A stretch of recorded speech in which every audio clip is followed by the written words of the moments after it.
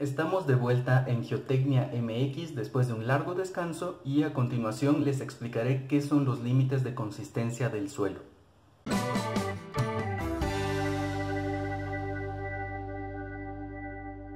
El comportamiento físico y mecánico de un suelo fino, que recordemos es aquel cuyas partículas tienen un tamaño inferior a las 75 micras,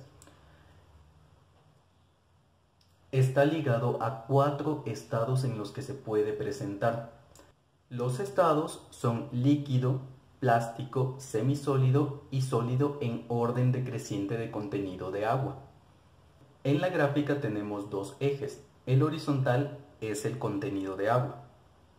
Se expresa como una W minúscula y es igual al peso de la fase líquida dividido entre el peso de la fase sólida del suelo.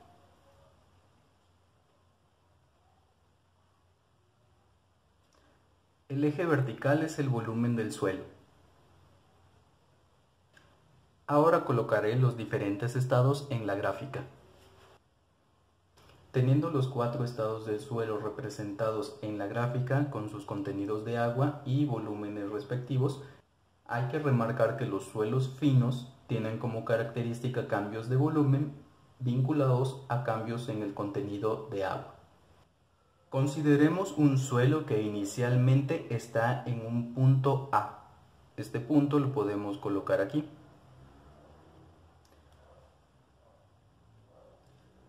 Situándolo en la gráfica podemos decir que está en estado líquido, lo que significa que se comporta de manera similar a un fluido.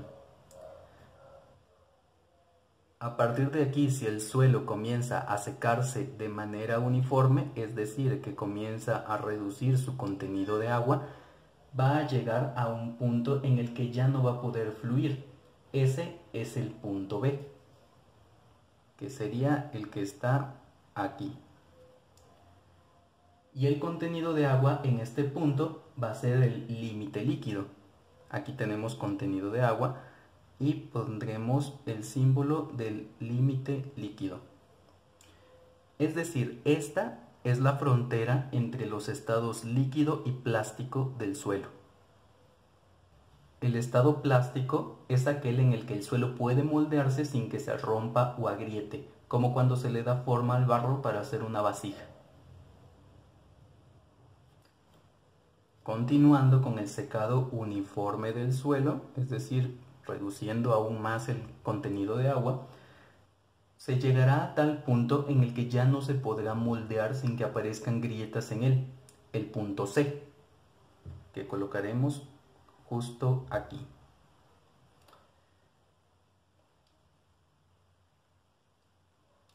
Alcanzando así el límite plástico, que colocaremos aquí en el eje del contenido de agua.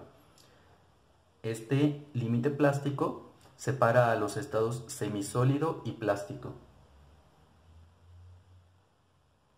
En el estado semisólido ya se presenta agrietamiento al intentar moldear el suelo, y si continuamos secando, el volumen seguirá decreciendo hasta un punto D. Aunque se seque después de este punto D, ya no va a haber cambios de volumen, entonces se habrá alcanzado el límite de contracción, representado por SL.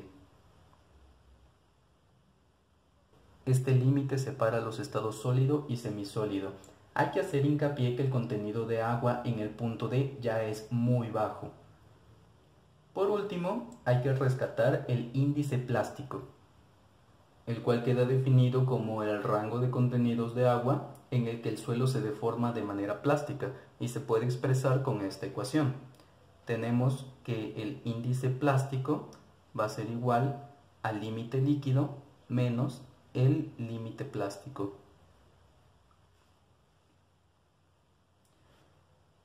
El índice plástico y por consecuencia los límites líquido y plástico son esenciales para la clasificación de suelos finos.